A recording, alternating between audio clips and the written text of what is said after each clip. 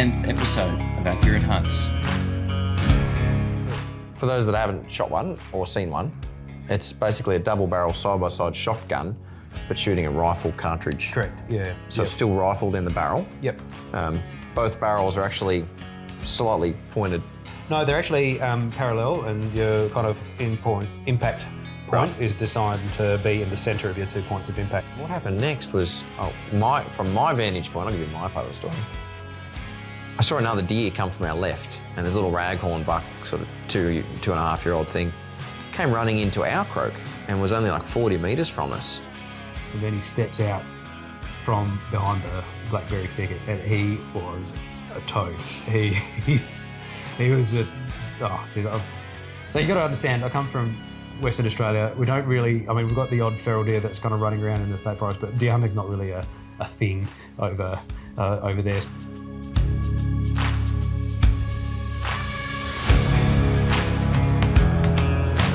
Welcome to another episode of Accurate Hunts, Life Outdoors. Got my good friend, Dr. Yannick, with us. For those that are watching, you get to see what he looks like finally. I've spoken about you a fair bit. Yeah. But Yannick was on our... Hope I live up to expectations. No, it's disappointing in all accounts, to be honest, including being a friend. I forgot my hat. I'll be back. If you are watching, you get to enjoy the visuals. But if you're listening, you'll have to imagine what I'm wearing. How would you describe it? A fashion statement? We've, Yannick and I have got some plans in a few years' time to go and visit some colder areas, i.e. Greenland, and chase muskox around. Needed appropriate attire. Appropriate attire. And what he's done here is he's made me a fox skin hat. But it's not just from any foxes. How'd you get these ones? They were trapped. You've It's been my latest obsession. I want to say going down that rabbit hole, but it's more of a foxhole. More of a dirt hole, really, yeah. It's a fair obsession. Time consuming, very time consuming. And hard to work out. Which is hard when you're time poor. Very hard to work out. There's a lot of factors. I think it's like fishing. Like there's so many variables and you don't know which one you're stuffing up. Yeah, right. You change something and you're still stuffing up. But then you don't know if going back to what you're doing originally with that one thing that you changed was the right thing to do or not. So, yeah, steep learning curve. And you've been... The success has increased though. It's slowly getting there. Yeah. How many are you up to? Oh, I think I'm only up to so? about maybe a dozen, 13 or so. But it's getting there. Cats too? Yeah, I've got two cats as well. I've managed to catch, but it's with summer coming, the young pups and all that are a little bit easier to trick into getting into your sets and whatnot. But, what are your rules over there for trapping? You said it's a bit loose. It's actually, it's not as bad as a lot of other places over there, in the country. Sorry, I'm from Perth, WA. The accent, we'll put some subtitles over it. Deer. It's a little bit more lax in some other states. I know in some states it's completely banned, especially using foothold traps. In WA, it can only be on non-residential property, so it has to be rural listed. And you can use soft jaw traps only, so you can't use steel jaw traps. Well, soft jaw traps are still a steel jaw trap, but they've got rubber lining on the inside of the jaw, and the spacing in the gap is actually wider. Still break your finger? Well, no. This is not from a trap. I have caught my fingers multiple. I've caught more fingers than the foxes, to be perfectly honest. So no, it won't break your finger, but it's quite a job to get your finger out once it's clamped shut on it, which is the point of it, I guess. Yeah. And what sort of? I know you've mentioned a few things when we talk about it. Tactics as far as finding corners and piss points or whatever. I think it's not dissimilar to chasing deer. They've all got their travel corridors, their travel routes. There's set areas where they're going to pick a particular vantage point, a particular crossing path. They like the edges of brush that leads onto paddock where they can kind of cross, and they've got plenty of cover to kind of get away if they sense themselves to be in harm's way. And if you find an intersection where multiple paths connect, that's likely to be a hot spot because you've got multiple channels feeding into that one point. Maximises your chances of putting your set in front of a fox's nose. Are you finding them just by looking? Like you're just actually seeing foxes on a track and you're like, oh, I'll go and look at that? So, or is it? I think the old trapper's mantra is set on sign. So you want to basically hunt for sign, tracks, scat, kill sites where they've scavenged carcasses or carrion, and they're going to be your kind of principal points of focus. I trap a lot of the places where I've been fox whistling for, hate to say it now, but Years. Over a decade, maybe close to 2. But so I know kind of the areas where their hidey holes are, and then it's just a matter of kind of nutting out where their sign is and hopefully connecting. There's nothing as exciting as finding one in a trap, and there's nothing as disappointing as running your entire trap line and coming up completely empty-handed. And what are you doing when you get one? Dispatching? Yeah, 22? yeah, I've got a little 22. I just use some little 22 shorts. How mad are they? Hey? How cranky are they? Depends on the fox, really. Some of them are pretty unhappy. Some of them are pretty aggressive when they see you coming in, and others are just very, very, very placid. Things like people. They all have a bit of a different personality. Just content. They know the end's here. Oh, yeah. Some of them are just like, well, yeah. We're done. We're done. The time here is done. What about the cats? Are they a bycatch? Okay, cats. Or are you targeting them? Cats are never happy when they get caught. No, I think I get more excited about a cat than a fox, to be perfectly honest. But are you targeting cats, or is it just a bycatch? No, it's more of a bycatch, so principally setting for foxes. There's many more foxes in the areas where I trap than cats. But they'll come in. They're actually easier to catch than foxes. Their sense of smell isn't as acute. They're more curious, and they'll spook a lot less. So cats, to target cats, like they'll use what's called flagging, where you kind of like, it will dangle like a feather, or put some feathers and stuff in a dirt hole at the base of your set to attract them to it. Whereas if you did something like that for a fox, they'd sense that something wasn't quite right and be gone. Yeah. What else can you trap? CDs and just for reflecting and like a giant cat toy out in the bush. My only trapping experience was a little slip noose I set under a hole in a fence many years ago, and I caught a rabbit around the waist. So I got the head through and the front legs, but then got caught. And then my mate said, "What are you going to do?" I said, "I'll let it go." He said, "Why?" I said, "I just wanted to see if I could." I didn't need to. Fair enough. And then we let it go. Never saw it again. But that's my only trapping experience. There's not much trapping in Australia as a culture anymore. I think the biggest cohort, the biggest contingent is probably the wild dog guys who do wild dog control for the cattle ranches and that. There's quite a few big over your side cattle ranches over in WA, and I think Queensland makes up the bulk of the kind of the trapping community in Australia. We've got a bit of a thing here in New South Wales with dogs that are a bit more protected and less trapped and shot. The wild dogs? Yeah. Is that right? Yeah. Oh, right. I didn't know that. Just because of more city people. Yeah. Like the Brumbies, they have a bit of protected status. Oh, right. Okay. Working on that. I think it just got removed from memory. The dingoes just got changed from a protected species. Yeah. Just got taken off that list. Anyway, so we were in camp the other day, and I can't remember what I said, but in mid-conversation I flicked my tail. Yes, it's quite the statement piece. I think he's a guy with long hair trapped in a guy with short hair body. I'm transitioning. It was natural. Anyway, I look forward to wearing this on our future journees. It's extremely warm. It's nice and warm, yeah. It is definitely warm. Talking about journeys, we've been mates for, how old's your eldest now? 8? She's 9. 9. So 8 years, because it was just before her first birthday. Yeah. Yannick and I met over in Canada.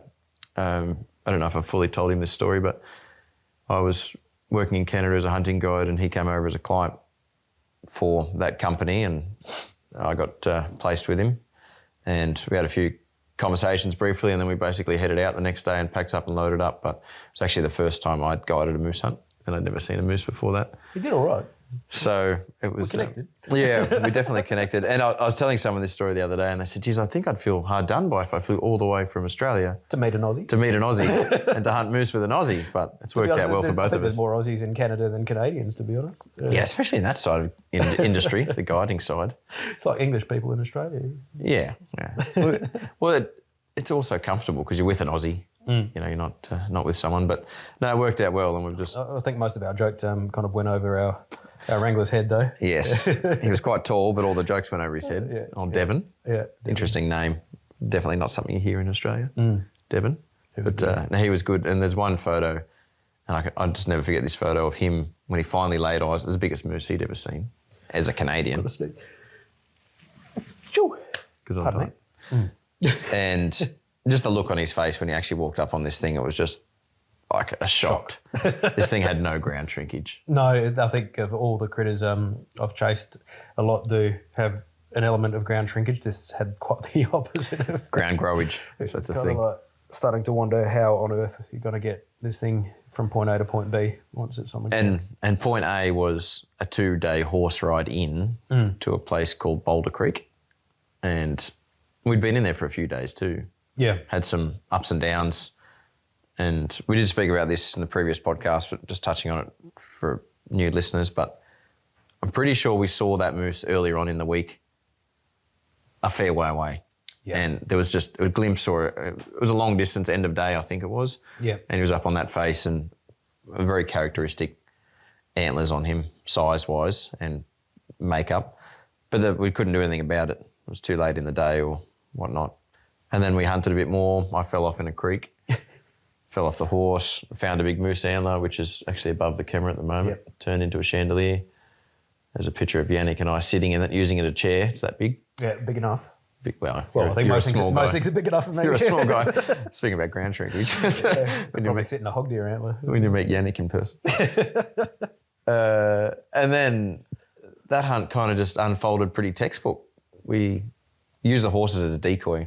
We had some brown horses and they looked like, female moose cows. So we set them up probably 50 or 100 metres up off the bottom of this big, wide valley. I think the valley was about 200 metres wide, this big flat section, and then both sides started to creep up from there.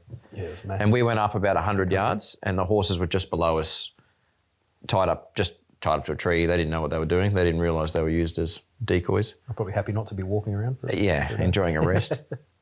Tied them up and then went up above them and started doing some calling. And Yannick's actually a professional moose caller and he's going to give us an example right now. Oh, come on, put me on the spot. Yeah, come on. It's all nose. Got a block nose right now. Well, you don't have to do it with your fingers. But it's so surprising when there's such huge animals and all they can produce is weird noises. And that's a female. That's a female, yeah. That's a cow moose. But the bull makes an even stranger noise. Whoa. Whoa. Whoa. Whoa. Whoa. And that's it travels so far, that sound. It's a real drummy sound. Yeah, it'll travel for If you've ever heard a emu out in the bush, similar, yeah. you can hear it coming from a while away, this sort of deep clicking noise, and I liken it to that. But so we were doing the female calls, and I think you spotted it first, but we just see these big white paddles, not only just up the other side of this flat, but then it dropped down and then up again, and then he was on that second ridge. Second ridge, yeah. So which was probably 600 to 800. I can't quite remember the distance. I don't even think we ranged it. And then That's crazy far away. Yeah. he was responding and coming in. He could hear us. So that was pretty cool. Travelled a fair way and we could watch him, but then he went out of sight. And I said to Yannick, I was pretty confident at this point because he still didn't know I'd never seen a moose before. And secretly I was packing it and so excited. And he's a confident shooter. You had Blair's gun? Yeah, Blair's gun, yeah. 300 Win Mag or something? Win Mag, yeah. And he was a confident shooter and accurate enough. So we were sort of looking at the 300 to 350 or so. Happy was our maximum range. And I remember saying, he's going to come down out of sight. We won't see him for a little while. I'm pretty sure he's going to pop up right there. And just, in all my moose hunting experience, he did exactly what I said he'd do. Yeah. Even though Just cemented my trust in my experience. Confidence in the guide. Yeah. Fake it till you make it. Well, we were making it. And he popped up exactly where we thought. And then he paused for a moment. We called. He moved a bit further. And he was broadside at 333 or something it was. Yeah. And you had a stable rest. You had your bog pod. Yep. Two-legged thing? It was a tripod with the little yoke on top. That's right. And you had your binos you could also strap on. Yeah. Cool bit of kit, that thing. Anyway, I strapped on that, solid rest, sitting on the ground. We weren't standing, but sitting because we were on the steep slope, and you shot straight across, smoked him right in the shoulders, and he spun on the spot, and I think we put a second into him at that distance again, and then he just dropped. And I was pretty excited because I'd never seen a moose. I was pretty excited because I'd never seen a moose. And we didn't actually know how big it was at that time, either of us. Oh, we knew it was legal. Yeah. Talking about legal, there's an amount of brow times they have to have at that time of year. It's 3 on at least one side or a total of 10 points on one side. On the total, isn't it? Yeah. or more than 50 inches. Yeah, but that's hard to judge. Yeah. Especially if it's the first moose you ever see. Extremely hard to judge from a distance when you've got no idea what, you know. They all look big though. Used to looking at much smaller inches, fallow and things. But so anyway, dropped on the spot, high fives and cheers and whatnot. But we decided, and it was actually a really good decision in my years of experience, was to leave Devon, our offsider, where we shot from, because we couldn't actually see the moose. It had disappeared into the long. When I say we could see him clearly, you think you can see something clearly, but once you get over there, the brush is 6 foot high. And there was still a moose above that somehow. Yeah, well, they're tall animals though, aren't they? The size of a racehorse. Looking at the countryside, you think it's this beautiful, lush meadow, but it's actually, 6 foot willow? of lush. It's willow, yeah. Yeah. It's like 6 foot of willow that is giving you the appearance of lush meadow above it. And we were right there on the shoulder season where it was all the leaves. Like we went in there and there was leaves, and then when we came out there was no leaves. Like it was right on that cusp of fall, as they would call it, and which made it much easier through the willows without leaves because you could actually see. But this thing had disappeared. Beautiful job. Just dropped and disappeared. So we left him there as a spotter, and I just said, hold your binoculars there. Don't lose that spot. And something I do now, I didn't do it then, but is take a photo of that spot and then edit it, open up your phone and edit it and draw a red dot where you think you last saw the animal. So at least then if you forget about it and you're eating something or whatever, you can look back up, find that spot and know what you're looking for. It looks very different. Extremely different when you get close. So it took us some time. We grabbed our horses and led them across. We took all of them and made Devon walk across. Well, we walked anyway, but we were leading. And 6 foot high, no tracks. We were just pushing our way through game trails. Got up close, and then we used Devon, and it was getting late. Yeah, it was. We still had light for the photos. Yeah, so it was. Yeah. I'm not sure what time of night because it was last light. But it was a late, like sunset over there was 9 o'clock or 8:30 or something at that time. So it was quite late in the day. Early evening. And I had my Garmin inReach with me, and I kind of roughly knew where he was, and we got close. And then finally found him and then yelled out to Devon, and he got us, he came across. And that's when I got the photo of his look on his face. He was so excited. But I think we were all excited. yeah, it was pretty exciting. But then the hard work happened. Like it's an incredible job cutting up and removing a moose. We were lucky we had enough horses with us to get everything out in one go. So we caped it up to the back of the head on the spot. And then we butchered it, took all 4 wheels and back straps. Yeah. And then I think you took the cape off the face there. Yeah. And then we just took so the cape was separate, the skull was separate. We had the skull cap. And then the meat. Yeah. But then we had to get back to camp. Now, without my Garmin, I would have really struggled to get back because it was dark and we knew where camp was, but just finding an appropriate trail to get through was real hard. The horses would have found us back. They're pretty clever. They're pretty amazing, yeah. Stalin with his little moustache. He was a great old horse. I have a terrible issue with remembering names, and the boss would say, "Oh, go and take Tony, Debbie, and Daniel." Like the horses all had normal names. Go and take those 3 on that trip, and I'd go and get them, and then I'd come back from a 10-day trip, and he's like, "Why have you got Johnny?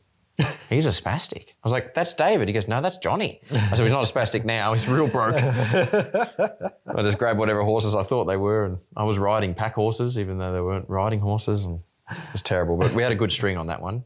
Starling got us through some pretty gnarly stuff in and out. It's amazing how they just seem to know which way to go. They do know which way to go because you end up where you're trying to get to. Yeah, they can find a track when there isn't one.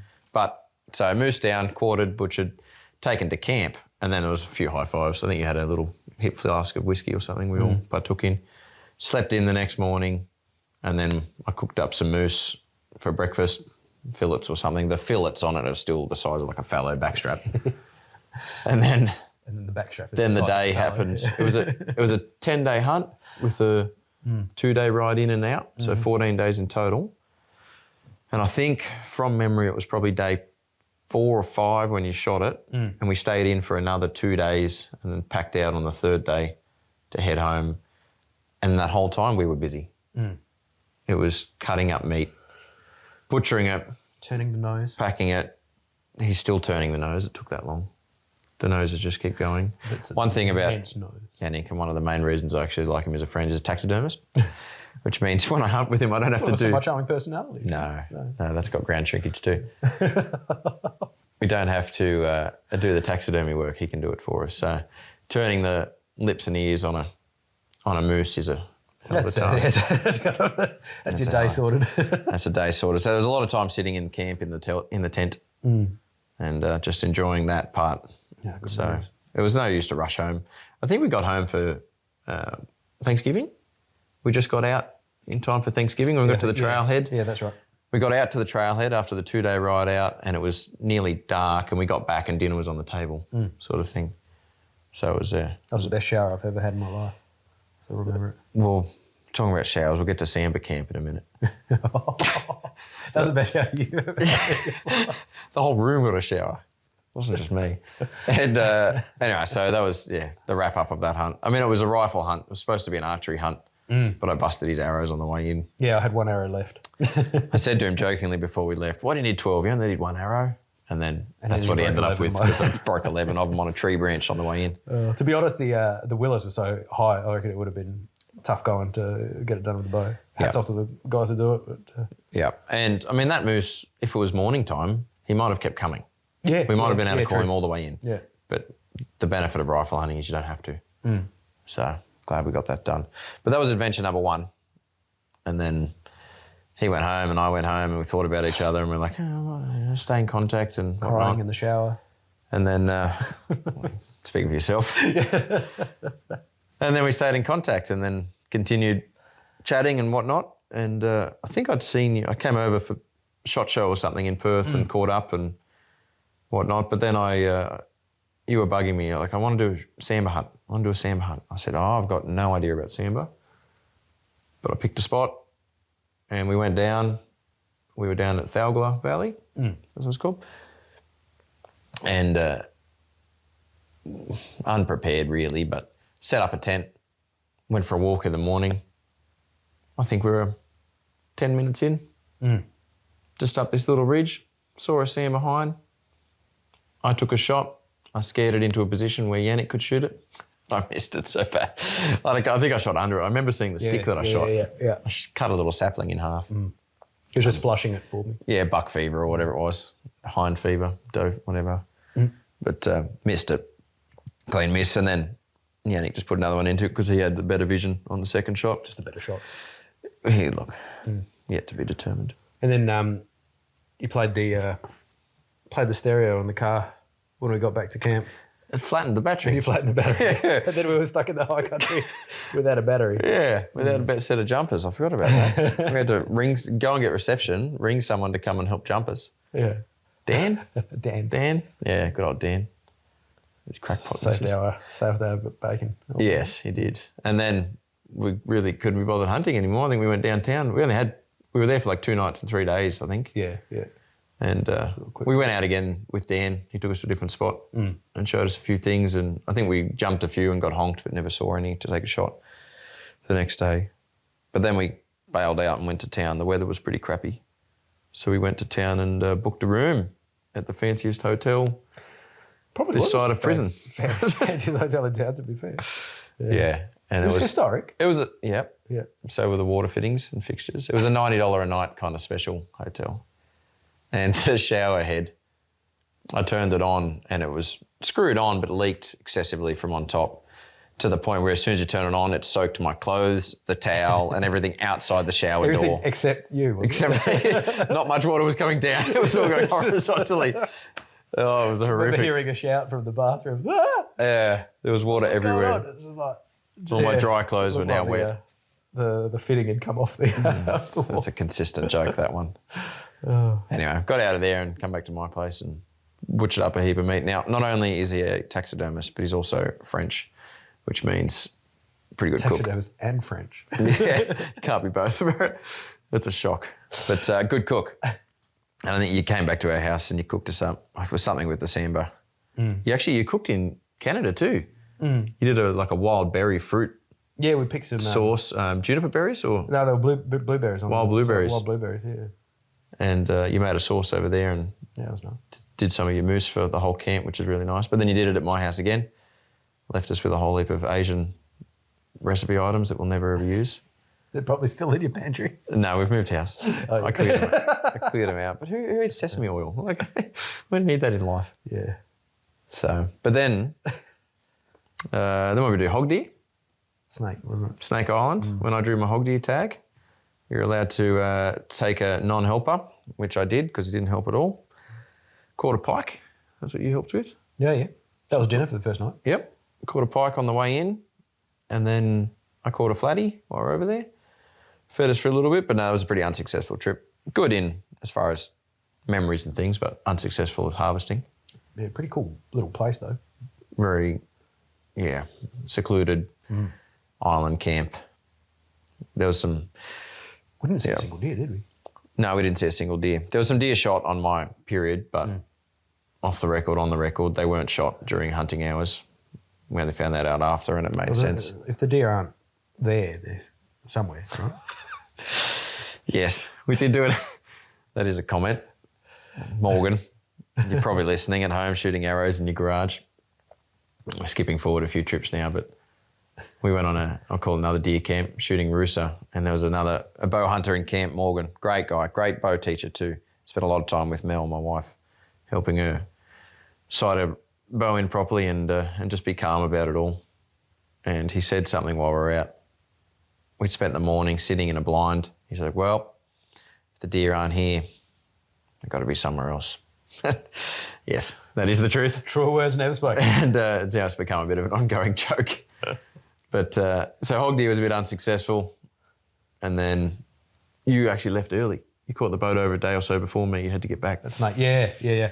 Got out early. Yeah, I don't really have sea legs either. That was I still remember that Rough. trip. It was pretty rough. It was a rough exit when we left too. Real choppy. We had to wade out with all our stuff. I was chest high in the water because they couldn't come any closer. Tide was up. And I had to wade out with all my stuff and do 3 trips out to the boat and back. Yeah, it's the sea search and rescue, isn't it? That, yeah. Come and Yep. pick you up. Yeah, it was just a donation. The mainland. Take you across the island and back. It was a great deal. They were real confident. And if you're going to get stuck, you want to get stuck with those guys. Oh, yeah. They were a great bunch of blokes. They were. Really, really good. They gave us some hot tips on the way back and said, if you actually want to come and shoot hog deer, don't worry about that island. Go to this island. It's not legal, but it's, there's hog deer on it. No. Anyway, whatever they're into. But what was next? Yeah, it was deer camp. Rooster. Yeah. There's a few social visits back and forth over to Perth. There's no hunting. Oh, we went to Rot Nest, caught some fish. Kids did well. No, but rooster camp, every now and then I'll ring Yannick and say, I've got an opportunity. Okay. He just says, okay, I'll get some time off. Okay. So booked a rooster trip and came over here and tried your luck with the bow for a few days and didn't quite get there. What do you got, a 300 wing 300 mag? Weatherby, yeah. Weatherby, single shot. And got it done on a nice rooster.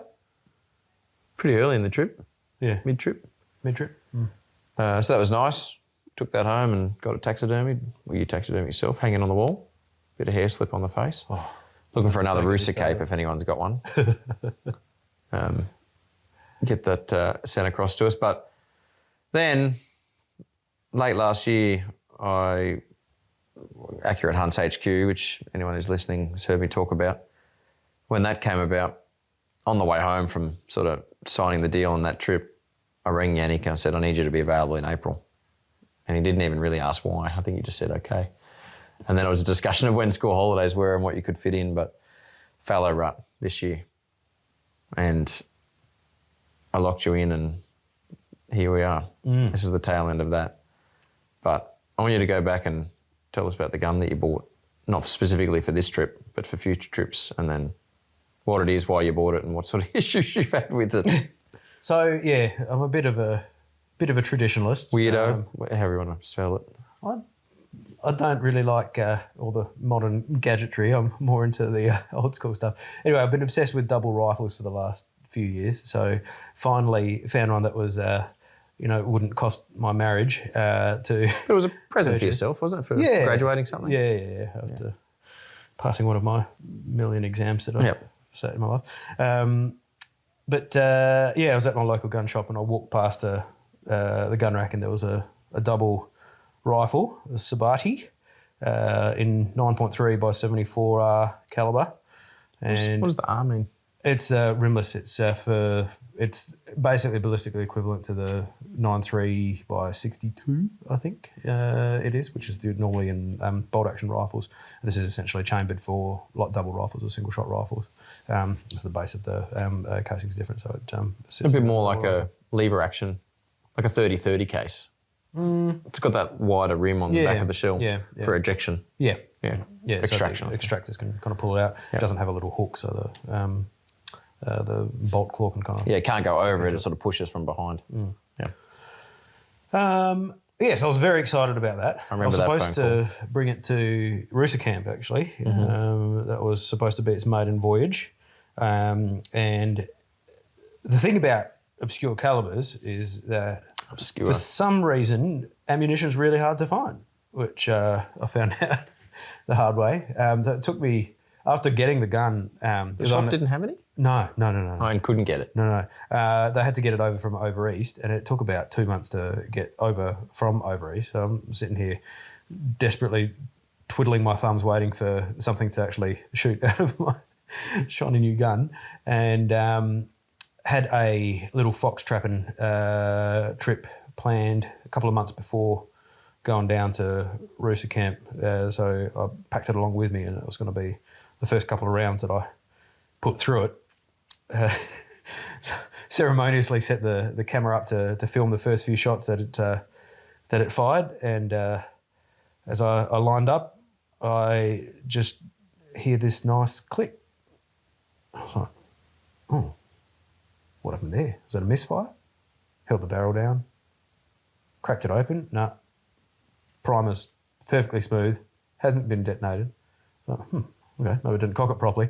Cock it up again, click. I was like, that's weird. It's only got a single trigger, so I pulled the trigger again. Boom! I was like, okay, well that barrel works. And I cracked it open again. I had a look, and it looked like the firing pin was actually broken off at the front of the right-hand barrel, which was pretty annoying for a brand new gun. So there were my hopes and dreams destroyed for getting a Rooster with my double rifle.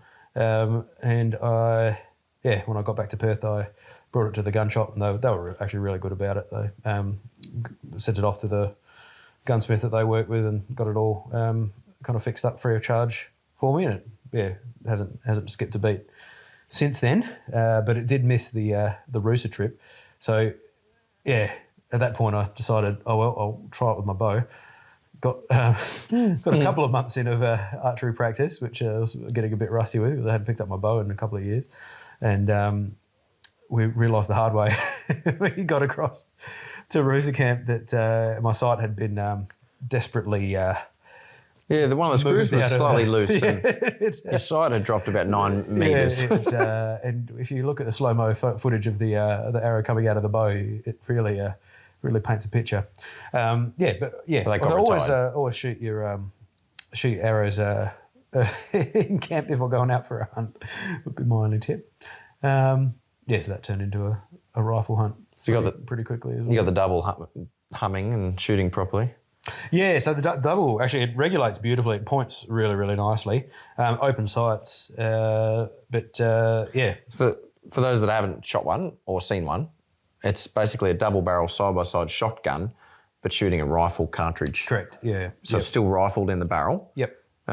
Both barrels are actually slightly pointed. No, they're actually parallel, and your kind of impact point is designed to be in the centre of your 2 points of impact. So if you're zeroed at 100, you would never have two in the same hole. They'd be left and right. Two holes left and right of the bullseye, essentially. Because otherwise they'll cross over it. By how far? Like when you say it's regulated? What's probably the distance of the barrel, so only like about an inch apart from each other. Yep. To be honest, if you're getting a group that's an inch apart with a double rifle at 100 yards, you're doing pretty well. And open sights too, and a lot of offhand. Yeah. You're not really sitting down at a bench to do open sights. I think primarily they're designed for driven hunts in Europe for moving game because they point very, very well. You've got two shots that you can fire off in rapid succession, and it's usually close quarters hunting. And the other place, obviously, where they're famously, a lot of their heritage comes from is in Africa for dangerous game hunting. Which is why you bought it. Well, yeah, that's the ultimate goal. I'd like to go chase Cape Buffalo one day. That's you going to shoot the muskox with it? Yeah, for sure. I don't even think I'll take one. I'll just use your other barrel. Yeah. One side each, take 2 bullets. Yeah. So we've had this trip booked for a little while, and then the rifle fixed itself. Well, you got it fixed, and then it was time to happen, and you said, all right, book some flights and whatnot. And it's a bit of a busy time in my life at the moment with the new kid on the ground, which is, again, I said this last episode, don't get cold in winter and have a rut baby. Think about that, guys. Poor planning. Poor planning. So I couldn't actually make the trip with him. And I said, that's fine, I'll set you up out there and leave you out there. So I picked him up at the airport, 6 o'clock in the morning, drove back to my place, packed some stuff, headed out there. We were out there by lunch. Mm-hmm. And met up with some other fellas in camp. They were just on the tail end of their trip. And they were going home that night or next morning. And they had some pretty bad weather that They week. had, like 200 mil of rain over 2 nights. Yeah, 150 mil of that was in one night. Yeah, I think that was horrific for them. Yeah. We had it here, but I was in the house. They were under a tarp and in a swag. It was pretty horrendous. And well, the problem with that rain was when we got there, the river was up. It was substantially. This is a river we would normally either just walk through with shoes or, rock hop if it's slightly high.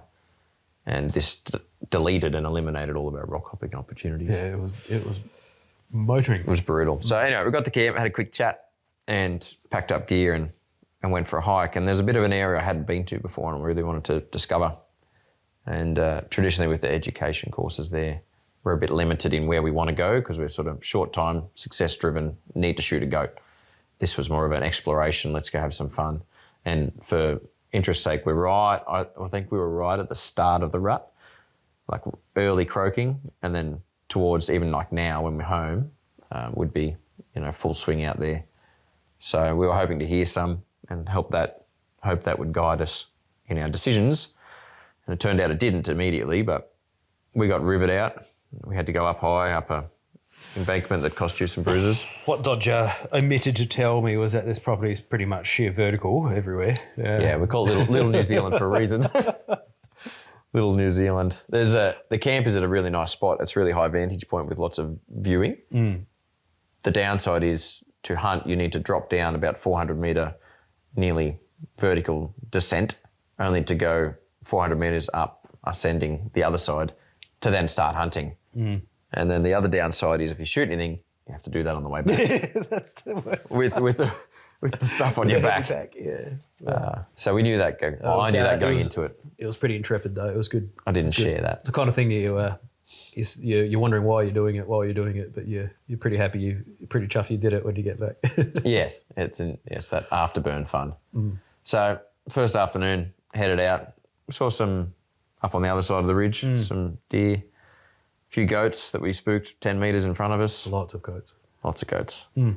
But we just came around a random finger, not random, but came around the finger, and for some reason I'd glassed down a bit further than I had been on the previous part of the walk. Found a spiker chilling by himself, and at that time we didn't know if he was by himself, but it turns out he was. And then you can tell us how you nearly stuffed that stalk. Textbook stalk. Textbook stuff up. Graceful like, I don't know. We were on a steep, we were high above. We were very much probably 100 metres high. I think, thankfully, the river was raging because it was pretty loud. I think I couldn't actually hear the commotion that I was making above it. But I started my sneaky descent, tried to ease myself over a fallen log and managed to end up pretty much head over turkey. A over T on the other side. I've got a nice bruise on my leg to sport it, and managed to dislodge a good sized rock, probably a mango, papaya, would you say? Yeah. That went all the way down the rock face, down in his direction, which got his attention. Got his attention, but he was wondering what the rock was doing down there. He didn't really pay too much attention to where we were up higher. It actually worked in our favour and actually might become one of my stalking tips. Yeah. Roll a rock down to keep their attention while you move in. I was surprised that didn't blow him out of the neighbourhood, to be perfectly honest. Then there was a bit of a tree that was in a V down the bottom of the valley that I managed to eventually get my way to without spooking half the of the population. Just in reference to the graceful fall, if you've ever been at the pub and watched someone trip over holding a beer, that's exactly what this was. The rifle at all times was above ground. Oh, the rifle was unscathed. And you were rolling and tumbling and this rifle was just floating through the air and not moving somehow. And then you stood up and you still had it, like a full glass of beer. I can heal. The rifle can't. Got to your V. He was alert. He knew something was up. At this stage, he was alert. He knew something wasn't quite kosher. And I took a shot, missed him cleanly at that stage, and he trotted forward about 4 yards or so, and then this is why I have a double rifle. Had a follow-up shot immediately there, and without having to cycle one, like you would in a bolt action. Yeah. And ba-boom, and that was it. Sacked him. Yeah, and he went. Later to discover it was he went down. Direct headshot between his eyes. Exactly where I was aiming. Yeah, maintain that. He said, Yannick said to me, the thing with the double rifle is you just have to end up with some fur in the end of it because you're sort of looking over 2 dots. You're not getting a whole lot of zoomed in view like you would with a scope. Oh, he was probably, about 75 yards 73. or so. So, yeah, there's not a big target to line up with your open sights. That's all excuses, really. It's my own fault for bringing a double rifle. He's dead. It happened. He was dead on the spot. That made for a bit of a fun afternoon. So we did a full... No, we just gutted there. We gutted him there, and then took the heart and intrepid trip back to... Chucked him on a stick over the shoulder, which I've never actually done before. Got to get the heart as well. Yes, heart's in the freezer. Never actually done that before, but chucked the pole between his legs and tied his legs and carried him out. Proper caveman style. That was good. And that worked fine. The river was up and we had to cross it twice to get back to camp. Yeah. Which was the easier route. We didn't cross it on the way there, but the easier route was downhill. And that involved... We were unladen at that stage. Yes.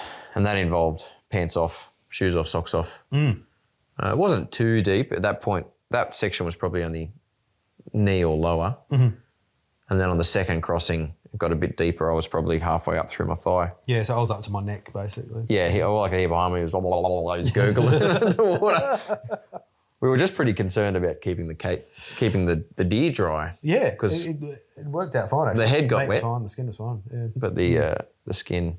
So I got back to camp, and it was a fair. Oh no, we got the quad bike from there up to the top. So that part saved us a little bit. But I got to camp, strung it up in camp, and then sat down and had a beer. Everybody's wondering why we've got no pants on. Yeah. All part of the service with accurate hunts. Yep. Yep. Nothing's missed. Everyone's looked after, and again, lots of ground shrinkage, but. With that cold water, mate, we'll blame it on that. Yeah. The quad bike ride was awkward. Too many nunties. Up a steep embankment, there was a lot of skin on skin and only one layer of fabric. Got to camp, strung it up on the meat pole, sat down and had a beer and a few high fives, and then you got to skinning. Yeah. Ripped your skin off. Longest skinning job. Perfect skin. History. This thing, not a hole in it and no meat left on it. Doesn't even need fleshing. No. I had a look at it. She's clean as. Yeah. So that got salted and rolled up, and then dinner was had, and it was call it quits for that night. We headed out the next morning, chasing some croaks and steep descent, steep ascent. Steep descent, steep ascent, steep descent. Yeah, we just kept going. I kept going. Saw a few. We saw 18 deer that morning. A few bucks, a few girls, a few spikies, and saw one. Well, got a glimpse of him, but he was croaking on a stand, but across the creek and not accessible from where we were quickly and safely. So we left him and headed back up into a timbered section, and that's when it got a little bit exciting. We were kind of just talking, walking. Yeah, we weren't actually hunting at that point. Hunting, and then heard a croak, which seemed like it was 10 metres from us, but it was actually more like 150. And then quickly got up over an embankment and got eyes on her. I really had a 3 or 4 second look at him through some timber, and he was a decent buck, good timber on top, nice colour, mantle skin, and then I saw some girls with him, so I knew he was holding them, and he was croaking, not viciously, but every now and then. He wasn't like that other one, but it gave him away. We would have walked straight past him otherwise. So Yannick set up probably about 15 metres, 10 metres in front of me, and I motioned to him. We've got a buffalo horn croaker that you made me for my birthday or wedding present or something. It's pretty amazing. Piece of art, this thing. But I motioned to you to give him a call, and you did. You had your rifle set up in the V or on the side of the tree, and then you gave a croak, and he went quiet.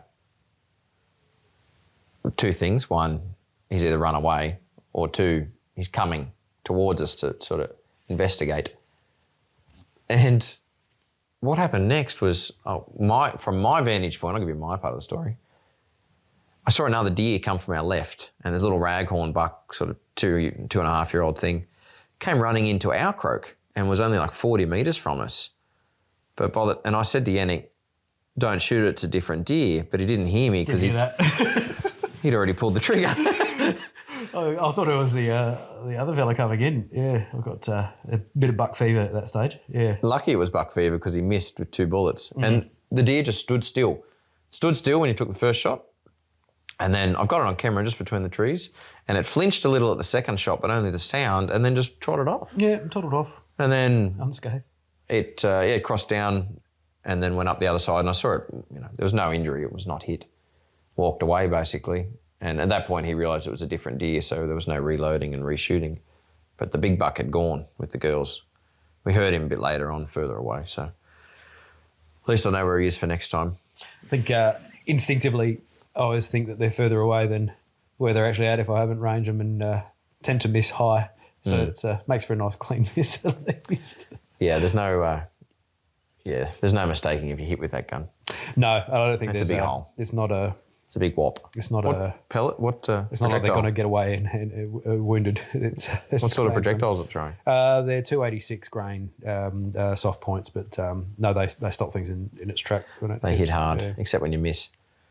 Right. It's nice way of doing it. So that was the end of that morning. It was a lot of walking after that. Yeah. A bit more calling. Walk of shame. We saw a few more, but no bucks. So I headed back to camp. That was a fair hike in and back out. And then I went home. Left you there for a few days. It was going to be a few days. You were going to be there Monday night, Tuesday night, Wednesday night, and come home Thursday. Wasn't the case. So that night, that evening, I went for a hunt just near the campsite. My legs were pretty shot at this stage. I just went for a little hike down at the back of camp and found somewhat of a bit of a honey hole, I think. I found a nice little spit that kind of looked out downhill, and I sat there glassing for a little while and saw a doe caught my eyes initially, and then I sat there glassing her for a bit, and then lo and behold, another doe popped out, and then a really nice buck came out with her as well. Sat there, they were way too far, definitely out of range of my firearm. In an afternoon hunt. Where I was. In an afternoon hunt. It was that was pretty vertical country through there. So I decided to just sit there and glass, and I glassed again, and I found another buck, a bit of a smaller buck to the left of him, about maybe 400 metres or so to the left of him on the same face. I thought, this place is worth coming back to have a look in the morning. So I came back the next morning. That night, I don't know, I think there was a bit of a cold snap that come through, but they were croaking all night. They were keeping me up all night. What a bad noise to I was having feverish dreams of giant fallow croaking in the mist. Dreams or nightmares. Yeah. About 5 o'clock the next morning, it was too much to handle, so I threw my pack on and made my way down towards the nearest one I could hear. Made my way down into this valley and glassed one on a little bit further along, and continued to make my descent down. By the time I got down to the bottom, I couldn't see him anymore, and he'd shut up as well. He'd locked his lips. Must have seen me coming down the face, but there was another one. Didn't roll any rocks down? I didn't roll it. No, that was probably what I did wrong. Yeah. He was nice. I was sort of on top of a nice chocolate buck. He had pretty decent headgear on him. I just had my 8-power binos with me. I didn't have my spotting scope. I didn't get a close look at him. But he, I would have shot him any day of the week. But I could still hear one croaking a little bit further up. So I kept working my way down the valley, and it just kept getting louder and louder and louder. And I could hear him croaking until I caught a glimpse of a hind kind of up on the face, and she caught a glimpse of me as well. And she was on high alert, and she was just staring at me. So I kind of sat there for a while. I was just glassing. I couldn't see where the croaking was coming from, but I could hear it. This noise travels so far. It's loud when you're far away, but when you're right up in their personal space, it's just deafening. It's quite a haunting sound. I was glassing her, and then I saw this little buck kind of come out from behind a little thicket, and I was like, okay, he's making a big noise for a little buck. Little raghorn, probably similar age to the one I missed the day before. And I'm like looking at him and staring at him through the binos, and then all of a sudden I hear the croaking start again, but he's not croaking. And I was like, alrighty, there's another fella a little bit further in. So the hind and the little buck made their way down, so I kept edging a little bit closer. It's kind of on the cut bank of the river at this stage, kind of edging my way around. One of the main benefits about being vertically challenged is that it's easy to find a hiding spot. But made my way around, and there was a big thicket of blackberries, pretty much just at the bank of the clearing, just above the river. And I was like staring through my binos, and then I could see the blackberry thicket just getting thrashed. I was like, oh, he's got to be back there. And the croak's getting louder and louder and louder. And there's this perfect little grassy embankment just on top that made for a perfect rest for my rifle. And I leaned up there and I'm looking through my binos trying to see where he's coming from. And then he steps out from behind the blackberry thicket, and he was a toad. He was just oh, geez. So you got to understand, I come from Western Australia. We don't really, we've got the odd feral deer that's kind of running around in the state forest, but deer hunting's not really a thing over there, especially not in the blocks that I kind of shoot on the farms where I've got access to hunt. So seeing a deer is exciting for me, but seeing something of this caliber was just like, my heart was going a million miles an hour, let alone fully thrashing the brush and croaking at the same time. But he just came out. He put on a show for me. It was nice and cold still. It was early on in the morning, and it was like as he's croaking, you could see the fog kind of coming out of his mouth, and he's croaking. I just had this perfect shot, kind of lined up inside of 50 yards, very well and truly for the double rifle range. And it was like, this is my buck, and pulled the trigger, and that was it. It was all over mid croak, and he did me the favour of rolling and falling right into the centre of said blackberry thicket, and that was a bit of sport to get him out of there on my own. It was significantly larger than the spiker we'd shot a couple of days earlier. He probably weighed more than you. He definitely weighed more than me. Yeah, I reckon about 120. Yeah, big bucks. He would have been around 100, I reckon. Yeah. Big body, thick neck. Already lost a fair bit of condition in the last 2 weeks. So. And then spent the rest of the morning kind of field dressing him, getting the backskin, the cape, and the antlers, and all the meat that I could carry on my small frame back up to camp. And that sheer realisation when you're thinking about that vertical descent that you've made to get to where you are, how you've got to go in reverse. It's not going to get any less steep on the way up. So that hurt. I was saying to Dodge, the worst part about being on your own out there, that you can't even whinge to anybody. You just got to suck it up and do it. I like to complain about my bodily aches and pains and how hard I've got it. But there was nobody to listen, so it was had to bottle it up inside. I don't give you any sympathy when I'm there anyway. Yeah. Just keep walking. But 2 steps at a time. 15 minutes, catch your breath, another 2 steps. Took you a week to get home. It took me about 5 hours to get back into camp, and it was I felt every single one of At least you had all day. those hours. Yeah.